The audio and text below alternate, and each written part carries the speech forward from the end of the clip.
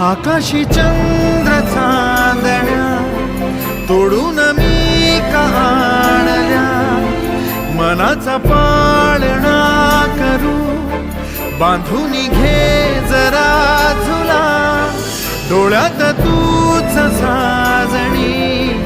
सुखाचा स्पर्श तू नामा, तुझ्या विना उरेन अर्थ जीवना, उजळे तुझ्या हसूने कणकण,